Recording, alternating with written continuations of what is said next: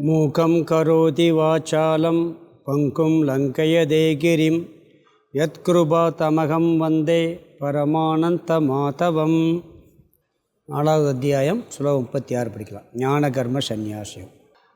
அபிச்சேதசி பாபேப்யகம்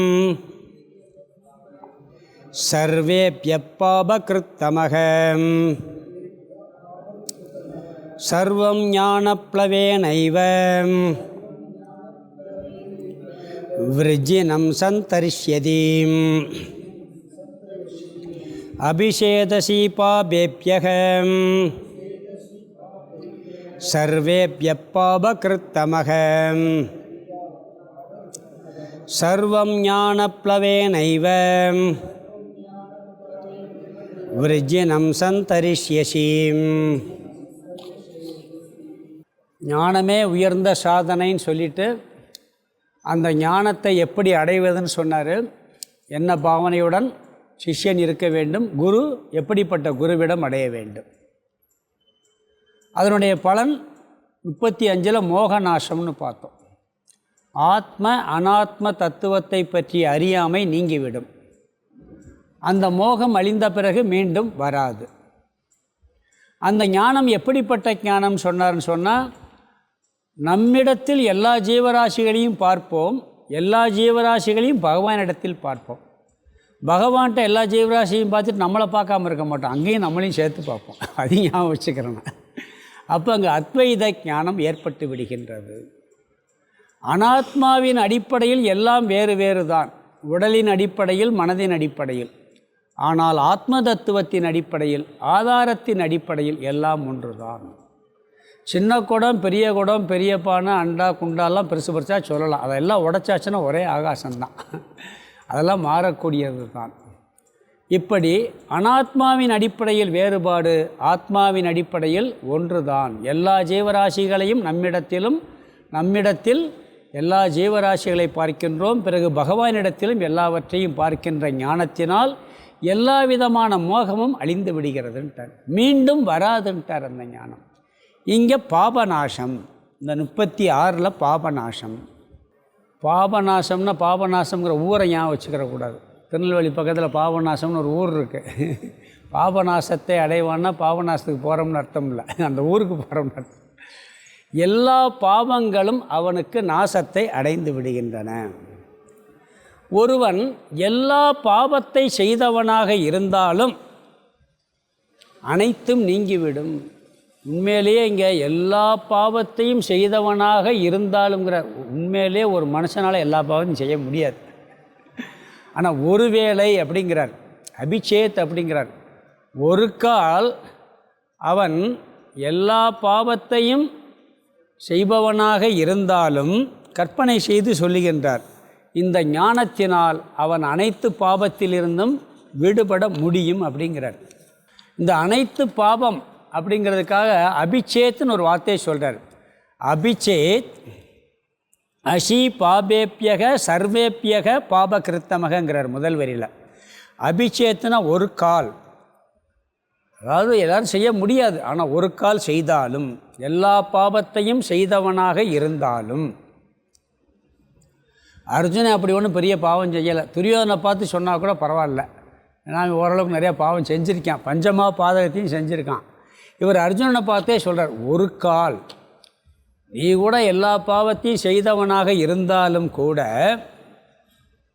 சர்வேப்யக எல்லா பாவங்களை காட்டிலும் பாபகிருத்தம பெரிய பாவத்தை செய்தவனாக இருந்தாலும் கூட, நீ கொடும் பாவியாக இருந்தாலும் கூட, இந்த ஞானம் அனைத்து பாவத்தையும் நீக்கிவிடுங்கிறார். வசதியாக போச்சு, நான் நிறையா போய் பாவம் செஞ்சுட்டு வந்து பிறகு ஞானத்தை அடைஞ்சிட்டு நீக்கிட்டு போயிடுறேன் அப்படின்னா ஞானத்து பக்கம் வரவே மாட்டோம். அந்த புத்தி இருந்தாலே வரமாட்டோம். ஏதோ அந்த புத்தி கொஞ்சமாவது நீங்கினதுனால இந்த பக்கம் வந்திருக்கோம். ஒருவேளை நாம் இந்த வாழ்க்கைக்கு வருவதற்கு முன்போ அல்லது ஏதோ ஜென்மத்தில் எத்தனையோ பாவங்கள் செய்திருந்தாலும் கூட, அனைத்து பாவங்களும், எல்லா பாவங்களிலும் அதிகமான பாவத்தை செய்திருந்தாலும் கூட அவை இந்த ஞானத்தினால் நீங்கிவிடும். அதாவது அதை சொல்கிறார், ஞானம் என்ற படையினால் கடந்து செல்லலாம்ங்கிறார். ரெண்டாவது வரியில் சர்வம் ஞான பிளவேன ஏவ விருஜினம் சந்தரிஷ்யதி. சர்வம் விருஜினம், சர்வங்கிறது முதல் வார்த்தை, அதுக்கடுத்து விருஜினம்ங்கிறது கூட இருக்குது.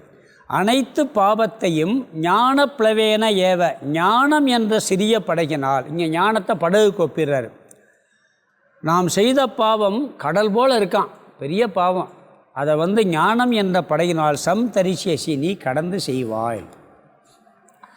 எல்லா பாவத்தை செஞ்சாலும் கூட இந்த ஒன்று சின்ன படகு, ஞானம் சின்னது மாதிரி தெரியலாம், ஆனால் அதிலிருந்து நீ கடந்து செல்ல முடியும். இங்கே பாவத்தை கடல் மாதிரியும் ஞானத்தை படகுக்கு ஒப்பிட்டு சொல்கிறார். எப்படி இந்த பாவத்தை ஞானமானது தாண்ட வைக்கும், கடக்க வைக்கும், இது ஒரு சின்ன விசாரம் பண்ணணும். இதுக்கு கொஞ்சம் வேதாந்த ஞானம் இருக்கணும். அதாவது நம்மளுக்கு ஞானம் ஒரு அறிவை கொடுத்துருக்கு. இந்த ஞான கர்ம சந்நியாச யோகம்ங்கிற இந்த 4வது அத்தியாயத்தில் நான் கர்த்தா அல்லங்கிற ஞானத்தை கொடுத்துருக்கா இல்லையா? நான் என்ன செய்தாலும் நான் கர்த்தா அல்ல, ஆத்மா அகர்த்தாங்கிற, நான் ஆத்மா, ஆத்மா அகர்த்தா. அப்போ நான் யார்? அகர்த்தா. நான் எந்த செயலையும் செய்தவன் அல்ல. நம்ம அந்த ஞானத்தை வருவதற்கு முன்னாடி என்ன செஞ்சோம்? செய்யாத கூட நான் தான் செஞ்சேன்னு பெருமை அடிச்சுக்கிடுவோம். செஞ்சதை சொன்னால் கூட பரவாயில்ல, செய்யாதது என்ன பண்ணுவான்? நான் செஞ்சேன் நான் செஞ்சேன் நான் செஞ்சேன்னு சொல்லிக்கிட்டே இருப்போம். அர்ஜுனனே இவ்வளோ கேட்ட பிறகு சொல்கிறேன், நான் எங்கள் கர்ணனை கொன்னதை நான் கொன்னேன் தான், செத்த பாம்பு அடித்தேன் பார் அவர். அவர் விவகாரத்திலே சொல்வார். ஏன்னா இந்த ஞானம் என்னத்தை போதிச்சிருக்குன்னா, இந்த செயல் செய்பவன் நான் அல்லங்கிற அறிவை கொடுத்துருக்கு. இந்த உடலை செய்வது எது? இந்த கர்மத்தை செய்வது உடலும் மனமும். ஞானத்துக்கு முன்னாடி உடலும் மனசும் நான் நினச்சேன், அந்த உடலும் மனசு தான் இந்த செயலை பூராம் செய்து கொண்டு இருந்தது. இப்போ என்னாச்சுன்னா, உடலும் மனசை பார்க்கப்படும் பொருளாக ஆக்கிவிட்டேன். அது கருவியாக பார்க்குறேன். இந்த உடல் மனசு என்னிடம் இருக்கிறது. உடல் என்ன செய்யுதுன்னு தெரியுதா தெரியலையா? மனசு என்ன செய்யுதுன்னு தெரியுது. அதை திருஷ்யமாக பார்க்கப்படும் பொருளாக பார்த்து விட்டேன். நான் ஆத்மாவாக இருந்து கொண்டு உடலையும் மனதையும் பார்க்கப்படும் பொருளாக ஆக்கிவிட்டேன். அதனால் என்னென்னா, யார் செயல் செய்கிறானோ அவன் தான் வினை அனுபவிக்கணும். நானே செயல் என்ன, நான் எப்படி அனுபவிக்க முடியும்? செயல் செய்கிறவன் தான் அனுபவிக்க முடியும். நான் செய்யவில்லை என்று சொல்லும் பொழுது அகங்காரம் ஒரு செயலை செய்தால் அது அகங்காரம்னு என்ன? மனம் புத்தி இதுதான் நான் செய்கிறேங்கிற எண்ணத்தோடு இருக்குது, அது அனுபவிக்கும். அதுவே நான் இல்லை என்று சொல்லும் பொழுது என்ன செய்வான்? இந்த பலனை அனுபவிக்க வேண்டிய அவசியம் இவனுக்கு இல்லை. இவன் அகங்காரத்திற்கும் கொஞ்சம் தத்துவம் இது, அகங்காரத்திற்கு அப்பாற்பட்டவனாக சாட்சியாக இருக்கின்றதனால் இவனுக்கு அனைத்து பாவங்களும் போய்விடுகின்றது. அந்த அகங்காரத்தை விலகிக்கிட்டான்னு சொல்கிறார். பாவத்தின் பலன் இந்த ஞானம் வந்துவிட்டால் இந்த அகங்காரத்திற்கு இவனுக்கு வராது. அகங்காரமே நான் இல்லைன்ட்டு போயிடும். அதனால் எந்த பாதிப்பும் இவனுக்கு ஏற்படாது. முன்னாடி அகங்காரத்தையும் மனசையும் உடம்பையும் பிரிக்காத நானாக இருந்தான். இப்போ என்ன பண்ணிட்டான்? பிரித்து பார்த்துட்டான். உடல் வேற, மனம் வேற, நான் வேறன்னு பிரித்து பார்த்துட்டான்.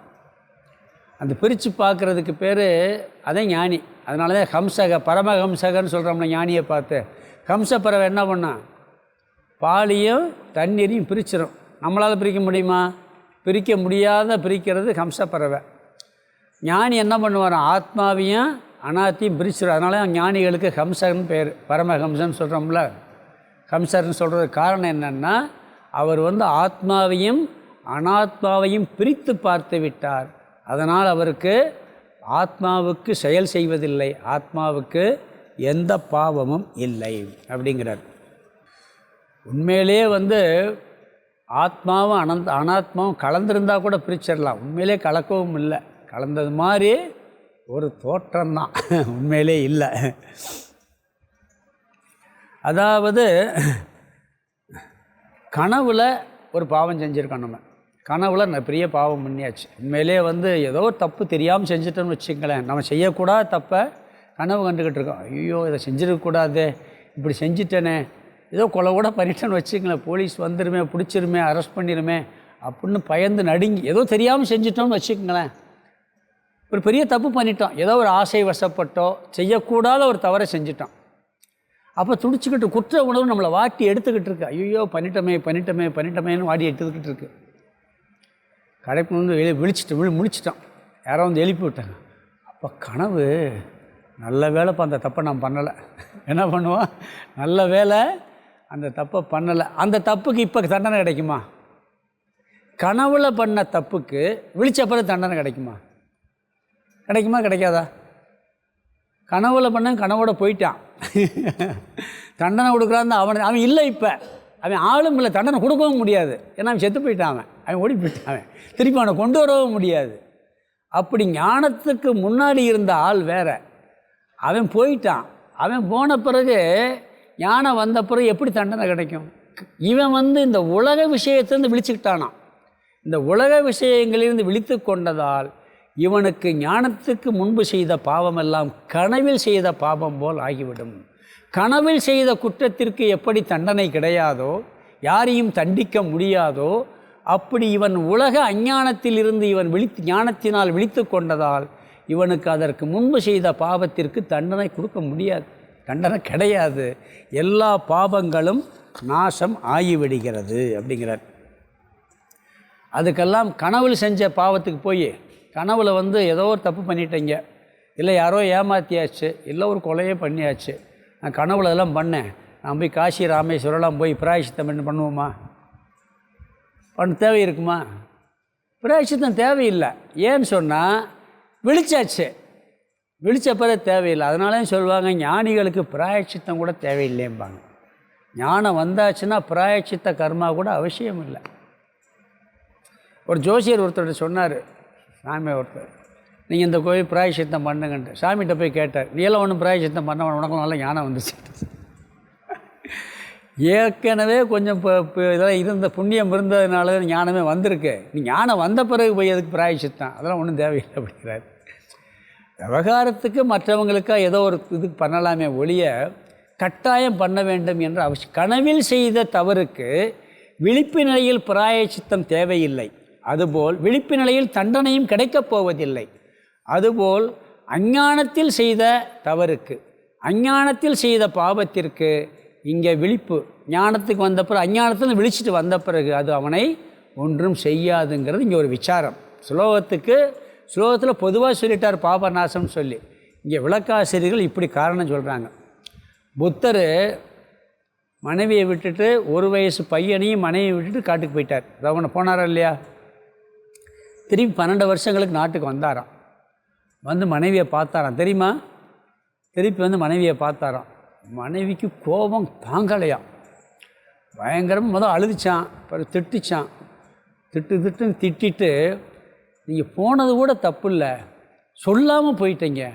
அப்போ நான் எல்லோரும் என்ன கேட்குறேன்னா, ஒரு அரசி ராணி, அப்போ அந்தளவுக்கு நான் கொடுமைப்படுத்துனான்னு சொல்லி கேட்பாங்களா இல்லையா? சொல்லுவாங்க, சொல்லாமக்கெல்லாம் ஓடிப்பிட்டான்ப்பா, என்ன கொடுமைப்படுத்தினாங்களோ அப்படின்னுக்கெல்லாம் சொல்கிறோம்ல, அந்த மாதிரி சொல்ல அழுது புலம்பி திட்டிருக்காப்புல.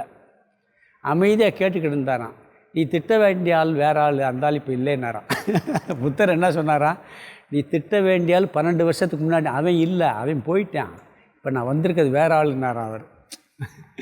ஏன்னா அந்த அகங்காரம், அந்த செயலை செய்தவன் வேறு, அது ஞானத்துக்கு முன்னாடி செஞ்சது. இப்போ ஞானத்துக்கு பின்னாடி நான் வந்திருக்கால் வேறன்னார் அவர். அதனால் இவர் என்ன பண்ணார், பொறுமையாக இருந்து நீ திட்டினதெல்லாம் அவனை, என்ன இல்லைன்ட்டாரான். அதுவே அவனை பாதிக்கலைங்கும் போது பிறகு எப்படி? பாவம்னா நம்மளுக்கு துக்கத்தை கொடுக்கணும், துக்கத்தையே கொடுக்கல, அந்த பாவம் எங்கே வேலை செய்யுது? அந்த திட்டதெல்லாம் வேலை செய்யலையே, அப்போ என்னாச்சு? பாவம் போயிடுச்சுன்னு அர்த்தம். கர்மநாசத்துலேயும் வரப்போகுது அடுத்ததில், கர்மநாசத்துலேயும் வர அடுத்த ஸ்லோகத்தில் அழகாக சொல்ல போகிறார் அதை. அதனால் அந்த துக்கமே வேலை செய்யலைன்னா, அந்த கஷ்டமே ஒரு சூழ்நிலை நம்மளை கஷ்டப்படுத்துது, அது அந்த பாப கர்மத்தினால. இவன் போனதுனால திட்டுறாப்புல அந்த அம்மா. யார் திட்டுது? புத்தர் போனதை வச்சு திட்டுது. அப்போ இவருக்கு என்ன, நம்மளை இப்படி திட்டுதுன்னு கோவம் வரணுமா இல்லையா? அந்த செஞ்ச செயலினுடையக்கு பிரதிபலன் வருது. இவரை பாதிச்சிச்சா? பாதிக்கலை, அது வேற ஆள், நான் வேற ஆள்ன்ட்டார். அப்போ என்னன்னு சொன்னால், அதனால் பாபம் அனைத்தும் நாசமாகி விடுகிறது. அமைதியாக இருந்தார் அவர். நீ திட்டுறதுக்கு வருத்தப்படணும்னா அந்த முன்னாடி ஓடி போனேன் பாரு, அவன் தான் வருத்தப்படணும், நான் வருத்தப்பட வேண்டிய அவசியம் இல்லைன்ட்டாரான். ஆனால் அம்மாவுக்கு புரியாது. ஏன்னா அது மாதிரி இதுதான் மோட்சங்கிறார். ஞானத்துக்கு முன்னாடி செய்த ஆள் வேறு, ஞானத்துக்கு பின்னாடி இருக்கிற ஆள் வேறு. ஞானை அடைந்து விட்டால் ஒரு புதிதான ஒரு பிறப்பை எடுத்து விடுகின்றான். அந்த பிறப்பு இறப்பில்லாத பிறப்பான், திருப்பி மரணமடையாத பிறப்பு. அதனால் இது என்ன செய்யுதுன்னா, பாபம் எல்லாவற்றையும் நீக்கி விடுகிறது. இந்த காரணத்தினால இவனுக்கு எல்லா பாபமும் போய்விடுகிறது என்று சொல்லுகின்றார். ஸ்லோகத்துக்கு அர்த்தம் பார்த்துடலாம். அபிச்சேதசி, அபிச்சேத் அசி, அபிச்சேத் ஒரு கால். அந்த முதல் வரியில் பாபேப்பியக சர்வேப்பியக, சர்வேப்பியக பாபேப்பியக, எல்லா பாவங்களை காட்டிலும். சர்வேப்பியக பாபேப்பியகன இருக்கிற பாவத்தில் எல்லா பாவத்தை காட்டிலும் பாப கிருத்தமக. இந்த தமகன்னா சூப்பர்லேட்டிவ் டிகிரி, அதிகமான பாவத்தை செஞ்சவனா. எல்லா பாவத்தை காட்டிலும் பாப கிருத்தமக, அதிக பாவத்தை செய்தவனாக அந்த அபிச்சேத் அசி இருந்தாலும் ஒரு கால்ட்டார். நீ அப்படி செய்யலை. ஒரு கால் நீ இந்த ஞானத்துக்கு முன்னாடி எல்லா பாவத்தையும், அனைத்து பாவத்தையும், எல்லா பாவத்தை காட்டிலும் பெரிய பாவத்தை நீ செய்தவனாக இருந்தாலும் கூட சர்வம் ஞான பிளவே நைவ விருஜினம். சர்வம் அந்த விருஜினத்தை சேர்த்துக்கணும். விருஜினம்னா பாபம், சர்வம்னா எல்லா பாவங்களையும் ஞான பிளவேன ஏவ, ஞானம் என்ற படகினாலேயே. ஒரே படகு போதும், கப்பல்லாம் தேவையில்லை. இந்த ஞானங்கிற ஒரு விஷயத்தை வச்சே, ஞானம் என்ற படகினாலேயே சந்தரிஷ்யசி கடந்து செல்வாய். இப்போ ஜோசியர் என்ன சொல்வார், இந்த பாவம் செஞ்சேன்னா இந்த ஹோமம் பண்ணு, இந்த பாவம் செஞ்சால் அந்த ஹோமம் பண்ணு, இதுக்கு இந்த கோயிலுக்கு போ, இதுக்கு இந்த கோயிலுக்கு போ, இதுக்கு இந்த விரதம் இரு, அதுக்கு இந்த விரதம் இரு, இதுக்கு எலுமிச்சம்பழ தீபம் போடு, இதுக்கு இந்த தீபம் போடும்பார். இங்கே ஒரே டோஸு, ஞானம் ஒன்று போதும் அப்படின்ட்டாரு. எல்லா பாவத்துக்கும் ஒரே டோஸு ஞானம்தான். இந்த ஒரு ஞானத்தால் நீ அனைத்து பாவங்களிலிருந்தும் கடந்து சென்று விடுவாய். சந்தரிஷ்யசி, இங்கே ஞான பலன் பாபநாசம். ஞானம் என்பது படகு, கடல்ங்கிறது எவ்வளவு பெரிய பாவம், கடல் போல் பெரிய பாவம் இருந்தாலும் ஒருத்தர் கடலை தத்தளிச்சுக்கிட்டு இருக்கேன், ஒரு கட்டை இருந்தாலே போதுமே தப்பிக்கிறதுக்கு. ஒரு சின்ன படகு கிடச்சா பத்தாதா பிறகு, அதை வச்சு வந்துடுவானா வரமாட்டானா? ஒரு பெரிய கடலாக இருந்தாலும் தத்தளிச்சுக்கிட்டு இருக்கான், ஒரு படகு கிடச்சா என்னாவான், ஈஸியாக கரைக்கு வந்து சேர்ந்துருவான்ல. அந்த படகே போதும், படகினாலேயே வந்து விடுவான், அவன் அதை கடந்து வந்து விடுவான்கிறாரு. அடுத்த ஸ்லோகத்தில் கர்மநாசம், மோகநாசம், பாபநாசம், அடுத்து கர்மநாசம். இந்த 3 பலன் சொல்கிறார். 37 படிக்கலாம். யதைதாம்சி சமித்தோக்னிஹி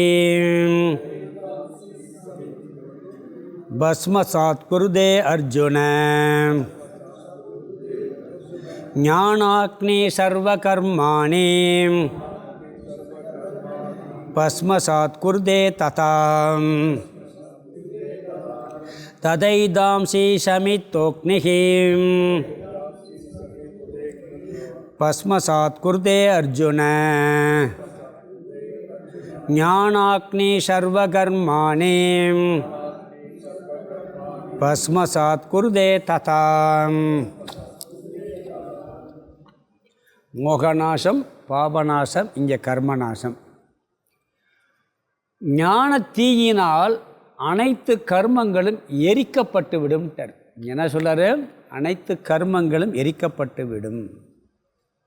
கர்ம பல நாசம். கர்ம நாசம்னா செயலே நாசம் அடையல, கர்மத்தினுடைய பலன் நாசத்தை அடைந்து விடும். நாம் ஒரு செயல் செய்து அதனால் எத்தனை பலன்களை சேர்த்து வைத்திருந்தாலும் அனைத்து பலன்களும் இங்கு நாசத்தை அடைந்துவிடும், அழிந்துவிடும். நாம் செய்கின்ற செயலில் உள்ள கர்மங்களை 3ஆக பிரிப்பாங்க. சஞ்சித கர்மம், பிராரப்த கர்மம், ஆகாமிய கர்மம் சொல்லி. சஞ்சிதம், பிராரப்தம், ஆகாமியம் சொல்லி கர்மங்களை மூணாக பிரிக்கிறோம். சஞ்சித கர்மம், சஞ்சித நன்கு சேர்த்து வைக்கப்பட்ட கர்மமா. பாவமோ புண்ணியமோ கொஞ்சம் தான் சேர்த்து வைக்கலையாம். நாம் ஒரு பிறவி கிடையாது, கணக்கு தெரியாது. கோடானு கோடி பிறவிகள். இந்த பிரபஞ்சம் எப்போ ஆரம்பிச்சிச்சு எப்போ வந்துச்சுன்னே தெரியாது. அத்தனை பிறவிலையும் பாவத்தையும் சேர்த்துருக்கோம், புண்ணியத்தையும் சேர்த்துருக்கோம். இந்த சேர்த்த மொத்த கூட்டம் அங்கங்கே வச்சுருக்காராம் பகவான் கணக்கில். இந்த கூகுளில் சேமித்து வச்சுருக்க மாதிரி நம்ம பேசுனதெல்லாம் அங்கே இருக்குங்கிறாங்க. அது மாதிரி மொத்த பாவ புண்ணியத்தினுடைய கூட்டம் சஞ்சித கர்மம் அங்கே இருக்கின்றது. இதுக்கு பேர் சஞ்சித கர்மம். மொத்த கூட்டம் நாம் எப்போ இருந்து சேர்த்தமோ அனைத்து பாவங்களினுடைய புண்ணியங்கள் ரெண்டும் சேர்ந்து வச்சுக்கோங்க. பாவ புண்ணியத்தினுடைய கூட்டத்துக்கு பேர் சஞ்சிதம்னு பேர். சம்சித நன்கு சேர்க்கப்பட்ட கர்மம்.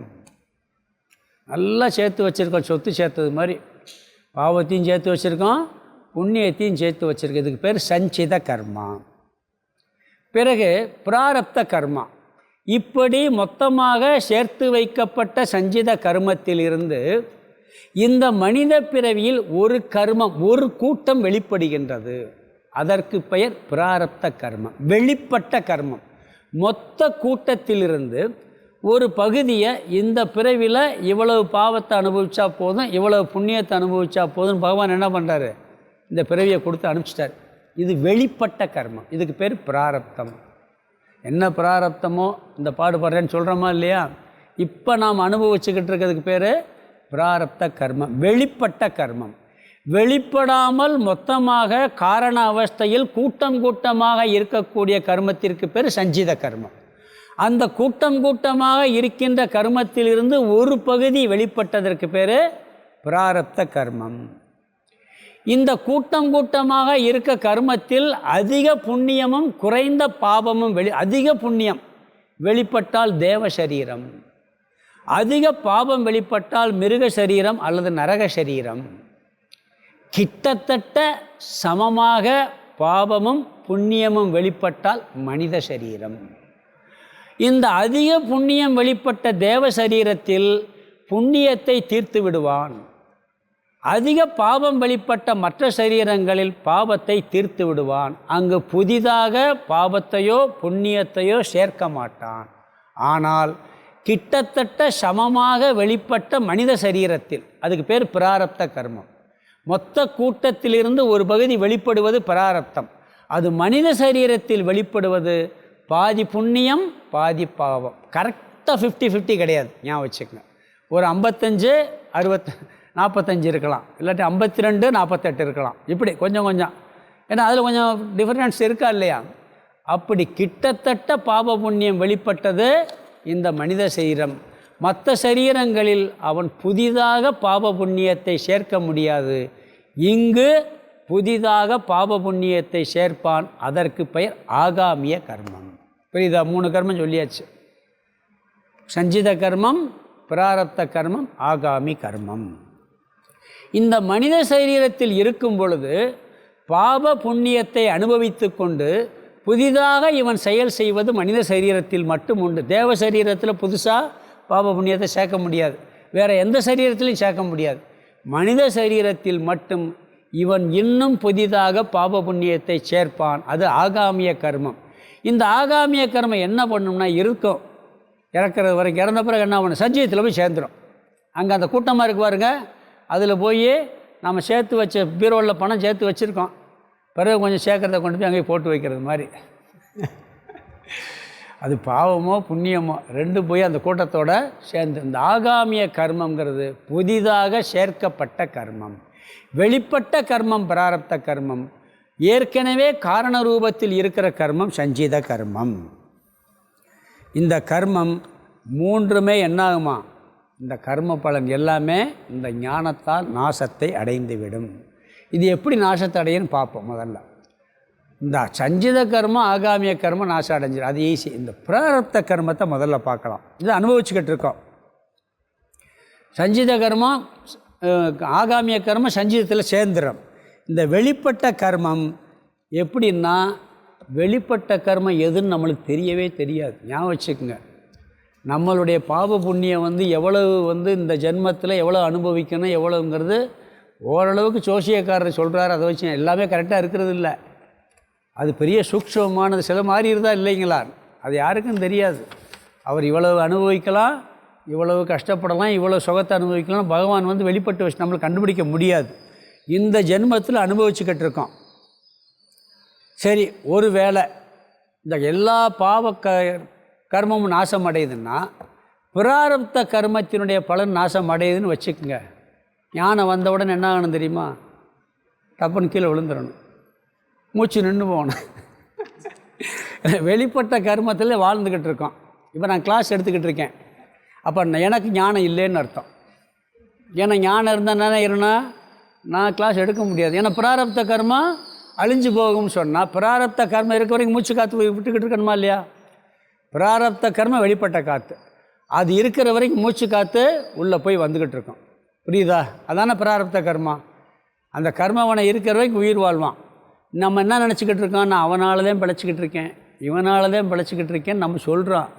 பிராரப்த கர்மத்து வரை இருக்கிறது வரைக்கும் யாராலும் உங்களை ஒன்றும் செய்ய முடியாது, கொள்ளவே முடியாது.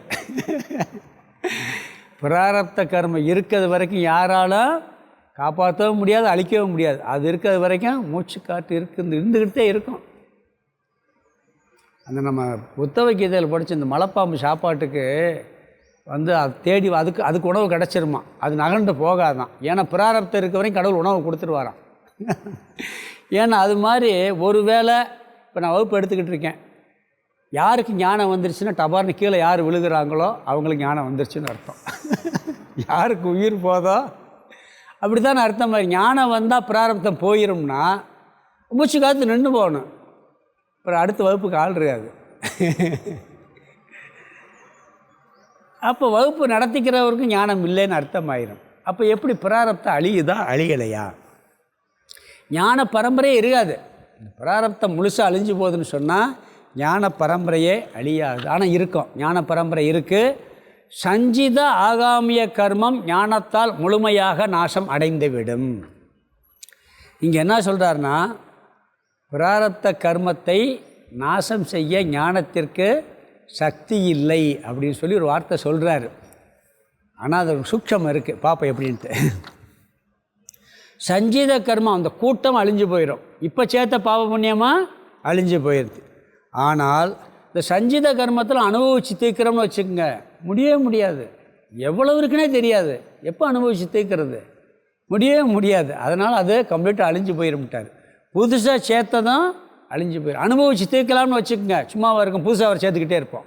இப்போ எப்படி குறையும்? இப்போ சம்பாதிச்சதை அனுபவிச்சு தீர்க்கலாம்னு சொன்னால் புதுசாக சம்பாதிச்சுக்கிட்டு இருந்தா அப்புறம் எப்படி அது குறையும்? ஏன்னா அது மாதிரி தீர்க்கவே முடியாது. அதனால் அது அழிஞ்சு போயிடும், புதுசாக சேர்க்கறது அழிஞ்சு போயிடும்னு சொல்கிறார். இங்கே என்ன சொல்கிறாருன்னா, ஞானம் வந்த பின்பு எல்லாம் நாசமாகுது. சஞ்சிதம் ஆகாமிய நாசத்தை அடைகிறது.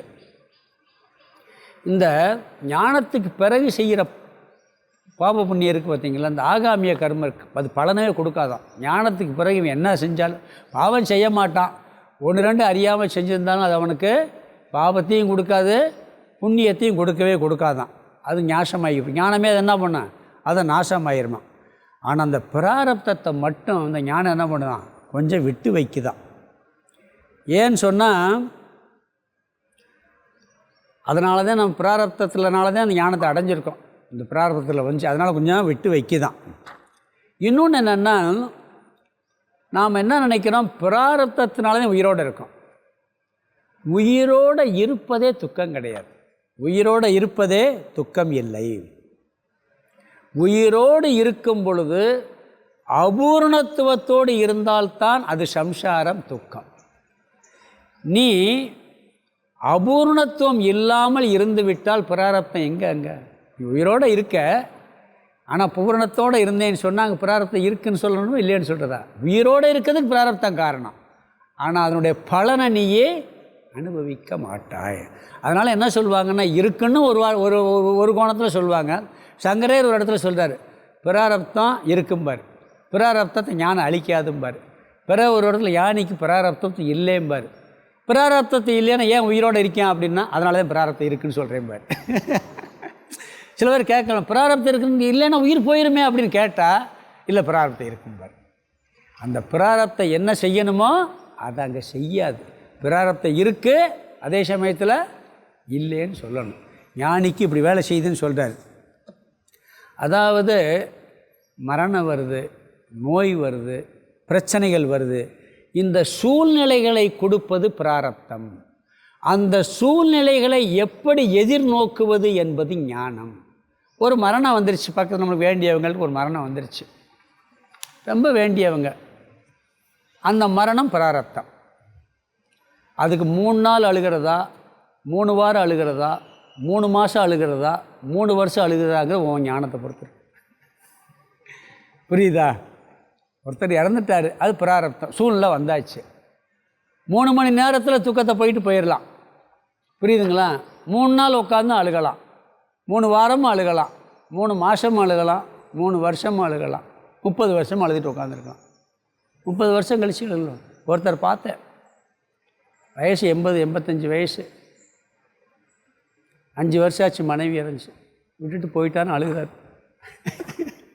முடியலை அவரால். புரியுதுங்களா? இத்தனை கிளாஸ் கேட்க முடியலை அவங்களால. அதை ஒரு டேக் இட் ஈஸின்னு எடுக்க முடியலை. ஏன்னா எல்லாருக்கும் வர்றது தானே இது. அப்போ இந்த அறிவு தான் சூழ்நிலையை பிராரப்தம் மாற்றாது, அந்த சூழ்நிலையை எடுத்துக்கொள்கின்ற விதத்தை மாற்றும். அபிமன்யு இறந்தான், அபிமன்யு போர்க்களத்தில் இறக்குறான். அது ரொம்ப துடித்தது யார்? ஒரே மரணம்தான், அர்ஜுனன். பிறகு கூட இருக்கவங்க, அவனை சார்ந்தவங்கெல்லாம் கொஞ்சம் அழுகிறாங்க. இவரும் கூட சார்ந்தவர் தான் கிருஷ்ணன். அழுதாரா?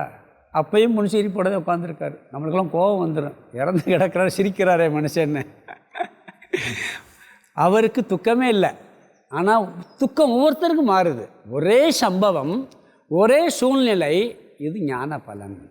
அப்போ இந்த பிராரப்தம் சூழ்நிலையை மாற்றாது, ஆனால் இந்த அறிவை மாற்றி சம்சாரத்துவத்திலிருந்து மாற்றிவிடும். கஷ்டமில்லாத சூழ்நிலையோ கஷ்டமான சூழ்நிலையோ கொடுப்பது பிராரப்தம். அதை எடுத்து அதை நாம் அனுபவிப்பது, அனுபவிக்காமல் இருப்பது நம்மளுடைய ஞான பலன். எதுக்கெடுத்தாலும் என் பிராரப்தம் தலையில் அடிச்சுக்கிறது, இது ஒன்று இருக்குது. சின்ன விஷயத்துக்கு கூட பிராரப்தத்தை ஒருவேளை ஞானம் நீக்கினா உடலே இருக்காது, இந்த உடலே இருக்காது, உபதேசம் பண்ண ஆளே இருக்காது. புரியுதுங்களா? உபதேசம் பண்ணுறதுக்கு ஆள் இருக்காது, குரு பரம்பரையே இல்லாமல் போய்விடும். அதனால் என்ன சொல்லுதுன்னா, இந்த ஞானம் நீ ஒன்றால் இந்த உடம்பு பிராரத்தில் வந்துச்சு, இந்த அகங்காரம் பிராரத்தில் வந்துச்சு, இதனால இந்த ஞானத்தை அடைஞ்சேன், உன்னை கொஞ்சம் விட்டு வைக்கிறேன்னு விட்டு வைக்குமா ஞானம். கொஞ்ச நாளைக்கு இருந்துட்டு போ, ஆனால் டிஸ்டர்ப் பண்ணால் பார்த்துக்கிறேன்னு சொல்லிடுமா. மற்ற எல்லா கர்மங்களையும் முழுமையாக நாசம் செய்துவிடும். ஆனால் என்ன பண்ணுது? இதை மட்டும் கொஞ்சம் விட்டு வைக்கும்.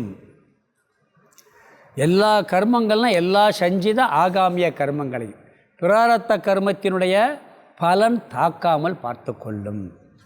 இங்கே சில இடத்துல சங்கரர் சொல்லும் பொழுது பிராரத்த கர்மத்தை தவிர்த்து சஞ்சித கர்மத்தையும் ஆகாமிய கர்மத்தையும் அழிக்குங்கிறார். ஒரு இடத்துல, இன்னொரு இடத்துல என்ன சொல்கிறாரு? பிராரத்த கர்மம் போய்விடும் சொல்கிறார். அப்படி போய்விடும் சங்கரர் சொல்லும்போது எப்படி உயிரோடு இருக்குன்னு கேட்டால் பிராரப்த பகம் போகாதுங்கிறார். ஏன்னா இந்த உடலுக்காக பிராரப்த கர்மம் இருக்கும், ஆனால் அது என்ன வேலையை செய்யணும் அதை செய்யாது. வறுத்த விதை இருக்குது, வறுத்த கடலைப்பருப்பும் வறுக்காத கடலைப்பருப்பும் தனித்தனியாக வச்சா ஒன்று போல தான் இருக்கும். இது முளைக்காது, அது முளைக்கும், அவ்வளோதான் வித்தியாசம். அது மாதிரியே இது என்ன, அதனுடைய வேலையை அது செய்யாது. அதனால தான் பார்த்திங்கன்னா ஞானம் எல்லாத்துக்கும் வந்திருக்கு. வாழ்க்கை முறை, நீ ஞானிக்கு வாழ்க்கை முறையை பாருங்கள். விவேகானந்தர் மாதிரி வாழ்க்கை வாழ்ந்தவங்க, அந்த லைஃப் ஸ்டைலில் ஒரு அதே மாதிரி லைஃப் ஸ்டைல் ஒரு ஆள் காமிங்க. இன்றைக்கி அந்த குரு பரம்பரை எவ்வளோ இருக்குது. ராமகிருஷ்ணன் மாதிரி லைஃப் ஸ்டைல் ஒரு ஆள் சொல்லுங்கள். சங்கரர் மாதிரி, இன்றைக்கி ஆதிசங்கரருடைய எத்தனையோ ஆயிரக்கணக்கான வருஷம் ஆச்சு, 2000 வருஷம் ஆச்சு, அந்த பரம்பரை வந்துக்கிட்டு இருக்கு. அவருடைய லைஃப் ஸ்டைல் மாதிரி யாராவது ஒருத்தர் இருந்திருக்காங்களா? லைஃப் ஸ்டைல் பிராரப்தம், வாழ்க்கை முறை பிராரப்தத்தில் அமையுது. ஆனால் எல்லாருடைய மனசு எப்படி இருந்துச்சு? நிறைவாக பூரணமாக இருந்துச்சு. அப்போ பிராரப்தம் வெளி சூழ்நிலையையும் வாழ்க்கை முறையும் அமைத்து கொடுக்கறதுனால தான் ஒவ்வொரு ஞானியினுடைய வாழ்க்கை முறையும் வேறு மாதிரி இருக்குது, லைஃப் ஸ்டைல் வேறு மாதிரி இருக்குது. ஆனால் ஞானம் மன அமைதி, துக்கம் போகிறது ஒரே மாதிரி, அது ஞான பலன். அப்போ பிராரத்தத்தினுடைய செயலை செய்ய விடாமல் செய்து விடுகிறது. ஆகாமியத்தையும் சஞ்சிதத்தையும் முற்றிலுமாக அழித்து விடுகின்றது. இந்த கர்மம் நாசம்ங்கிறது என்னன்னு சொன்னால் இன்னொரு அர்த்தம் இருக்குதுக்கு. அனைத்து கர்மம் நீங்குதுன்னு சொன்னால் பாப புண்ணியமும் நீங்கி விடுகிறதுன்னு ஒரு அர்த்தம். அனைத்து பாப புண்ணியமும் நீங்கி விடுகிறது. இந்த கர்த்தா சொல்கிறோம்ல, இது அனைத்து பாபநாசம்னு சொன்ன பாருங்கள் போன ஸ்லோகத்தில். ஏன்னா கர்த்தாவே இவன் இல்லைன்னு சொன்னால் அவனுக்கு எப்படி அந்த பாவம் வரும்னு சொன்னான். அது மாதிரி இங்கேயும் கர்த்தாவே இல்லைன்னு எப்படி கர்மம் இருக்கும்? இவனுக்கு கர்மமே இருக்காது. அதனால் என்ன சொல்லணும்னா, இந்த கர்த்தாவே நீக்கிறதுனால இவனுக்கு எந்த விதமான கர்மமும் இல்லை. அது மட்டும் இல்லை, பாப கர்மத்தை மட்டும் அழிக்கிறது இல்லை, புண்ணிய கர்மத்தையும் சேர்த்து அழிக்கிறது. புண்ணிய கர்மம் இருந்தாலும் பறக்க வேண்டிய வந்துடும். அதனால் புண்ணிய கர்மத்தையும் சேர்த்து புண்ணியமும் போயிருமா, அப்போ எனக்கு ஞானமே வேணாம். வேதாந்தப்படி புண்ணியமும் ஒரு பாவம்தான் அப்படி சொல்லுவோம் நம்ம. அதனால் அதாவது ஒரு கார்பெட் மேலே ஒருத்தர் நின்றுக்கிட்டு இருக்கார், அவரை கீழே தள்ளி விடணும். நேராக அவரை தள்ள வேண்டியதில்லை, கார்பெட்டை இழுத்து என்னாகும், அவரே கீழே விழுந்துருவார். அது மாதிரி கர்த்தாவே இல்லைன்னு எடுத்துட்டோம்னு சொன்ன அப்புறம் கர்மம் எங்கே இருக்க போகுது? எல்லா கர்மமும் நாசமாகி விடுகிறது. அதைத்தான் இங்கே சொல்கிறார், உதாரணத்தோடு சொல்கிறார். முதல் வரியில் யதா ஏதாம்சி, யதா எவ்விதம், ஏதாம்சின விறகு கட்டைகளை சமித்தக அக்னிகி, சமித்தகனா நன்கு வளர்க்கப்பட்டு சுடர்விட்டு எரியும், அக்னிகி நெருப்பானது.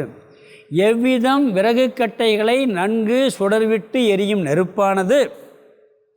அடுத்த வார்த்தை பஸ்மசாத் குருதே அர்ஜுன, ஏ அர்ஜுனா சாம்பலாக்குகின்றதோ. ஒரு நல்லா எரிஞ்சிக்கிட்டு இருக்க நெருப்பு பிரகாசம், அதில் எத்தனை விறகு கட்டை போட்டால் என்ன ஆகும்? அதுவும் பஸ்பமாயிரும். நல்லா எரியிற நெருப்பில் இங்கே விறகு கட்டை மட்டும் இல்லை, என்ன போட்டால் என்ன ஆயிரும்? சாம்பலாயிரும். ஈர விறகை போட்டால் என்ன ஆயிடுது? சாம்பலாகிடுது. நல்லா எரிஞ்சிக்கிட்டு இருக்க நெருப்பில் எண்ணத்தை போட்டாலும் சாம்பலாக்கி விடும். விறகு கட்டைகளை எப்படி சாம்பலாக்குகின்றதோ, ரெண்டாவது வரி ததா அப்படியே ஞானா அக்னிகி, ஞான அக்னிகி, ஞானாக்னிகி, ஞானம் என்ற நெருப்பானது சர்வ கர்மாணி, ரெண்டாவது வரியில் ஞான அக்னிகி சர்வ கர்மாணி, எல்லா கர்மங்களையும் பஸ்மசாத் குருதே சாம்பலாக்கி விடுகின்றது. ஞானம் என்ற நெருப்பானது எல்லா கர்மங்களையும் சாம்பலாக்கி விடுகின்றது. அதனால தான் என்ன சொல்லுவாங்கன்னா, ஞானம் வந்த பிறகு வேதாந்தத்துக்கு வந்தவுடனே கஷ்டம் வந்தவுடனே இந்த பிராயச்சித்தம்லாம் செய்ய வேணாம், ஞானத்தில் பார்த்துக்கலான்னு போயிடணுமா. அதெல்லாம் என்ன பண்ணுறது, பிராயச்சித்தம் பண்ணுறதுக்குள்ள ஞானத்தில் பார்த்துக்கலான்னு போயிடலாம் அப்படி சொல்லுவாங்க. அதுக்காக பாவத்தெல்லாம் செஞ்சுட்டு ஞானத்தில் பார்த்துக்கலான்னு போகக்கூடாது. சஞ்சித கர்மம் ஆகாமிய கர்மம் முழுவதுமாக போய்விடும். பிராரப்த கர்மம் அதனுடைய பலனை கொடுக்காது, வறுத்த விதை போல் ஆகிவிடும். அதற்குள்ள முளைக்கிற சக்தி இருக்காது. அது மாதிரி இந்த பிராரப்த கர்மம் துக்கத்தை கொடுக்கிற சக்தியை இழந்து விடுங்கிறார். ஞானம் வந்த பிறகு அவன் எப்படி உயிரோடு என்ன இருக்கான்னா, பிராரப்த கர்மம் அழிஞ்சிட்டான்னு சொன்னால் அதுக்கு ஒரு உதாரணம் சொல்லுவாங்க. இந்த குயவன் பானை செஞ்சுக்கிட்டு இருப்பான், அந்த பானையை சுற்றி விட்ட உடனே செஞ்சு அந்த பானை எடுத்துருவான். எடுத்த பிறகு அந்த சக்கரை நிற்குமா? கொஞ்சம் நேரம் ஓடிக்கிட்டு கொஞ்சம் நேரம் கழிச்சுட்டே நிற்கும், உடனே நிற்காது. அது மாதிரி ஞானம் வந்த பிறகு இந்த சரீரம் உடனே போகாது. அது கொஞ்சம் நேரம், அது எவ்வளோ ஸ்பீடில் சுற்றுச்சோ அதுக்கு தகுந்த மாதிரி கொஞ்சம் தூரம் போய் நிற்கும். ஃபேனை அப்படித்தான், சுவிட்சு ஆஃப் பண்ணவுடனே கரண்ட் ஆஃப் பண்ணவுடனே நின்றுமா, கொஞ்ச நேரம் சுற்றி நிற்கிறது மாதிரி ஞானம் வந்த பிறகு இந்த சரீரம் கொஞ்ச நாளைக்கு இருக்கும். இந்த மூச்சு காற்று கொஞ்ச நாள் ஓடிக்கிட்டே இருக்குங்கிறார். அப்போ 3 பலன், மோகநாசம், பாபநாசம், கர்மநாசம், 3 ஸ்லோகத்தில் இந்த ஞானத்தினால் 3 பலன் கிடைக்குதுன்னு சொல்கிறார். இந்த 3 பலன் கிடைச்சிச்சுன்னா ஞானம் வேணுமா வேணாமா? வேணும். வேணும்னா என்ன செய்யணும்? நல்லா கேட்டு தத்துவத்தெல்லாம் புரிஞ்சுக்கிறணும், ஞானத்தை புரிஞ்சுக்கிறணும். அடுத்து ஒரு ஸ்லோகம், முக்கியமான ஸ்லோகம், அதுலேயும் பார்ப்போம். ஸ்லோகத்துக்கு அர்த்தம் பார்த்துடலாம்.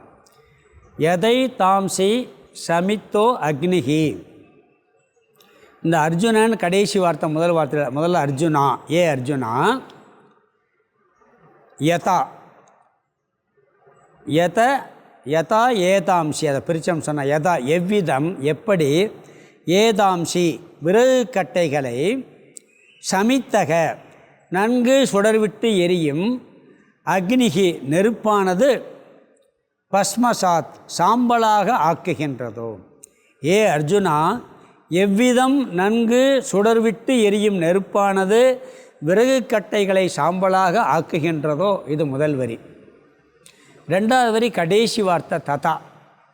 அப்படியே ரெண்டாவது வரி முதல் வார்த்தை ஞானா அக்னிகி, ஞானம் என்ற நெருப்பானது சர்வ கர்மாணி எல்லா கர்மங்களையும் பஸ்மசாத் குருத்தே சாம்பலாக ஆக்குகின்றது. முதல்ல விறகு கட்ட உதாரணத்தை சொல்லி, அதுபோல் ஞானம் என்ற அக்னியானது எல்லா விறகு கட்டைகளையும் சாம்பலாக ஆக்குகின்றது. இப்படிப்பட்ட ஞானத்தை எல்லாரும் அடையணும்னு சொல்லி இதனுடைய மகிமையை என்ன சொல்ல போகிறாரு, அடுத்த ஸ்லோகத்தில் சொல்ல போகிறாரு. இது இருப்பதிலேயே நம்மை தூய்மைப்படுத்துவதில் மிக மிக உத்தமமானது. இதற்கு மேலே உத்தமமான ஒரு தூய்மைப்படுத்தும் சாதனம் எதுவும் இல்லை அப்படின்னு சொல்ல போகிறார். இந்த சோப்பு விளம்பரத்தில் காமிப்பான், நிறையா சோப்பாக போட்டு வச்சுருப்பான். இதெல்லாம் அழுக்க போக்கான்னு தள்ளி விட்டு பிறகு இந்த சோப்பு மட்டும் காமிக்க சொல்கிற மாதிரி எல்லாத்தையும் விட, எல்லா சாதனைகளை விட உன்னை புனிதமாக ஆக்குகின்றது இந்த ஞானம் ஒன்றேன்னு சொல்லி 38வது ஸ்லோகத்தில் சொல்ல போகிறாரு. அதை நம்ம அடுத்த வகுப்பில் பார்க்கலாம். ஓம் பூர்ணமத பூர்ணமிதம் பூர்ணாத் பூர்ணமுதட்சியதே பூர்ணஸ்ய பூர்ணமாதாய பூர்ணமேவாவசிஷ்யதே. ஓம் சாந்தி சாந்தி சாந்தி. ஹரிஹி ஓம் ஆதிகுருநாத சுவாமிக்கு ஜெய்.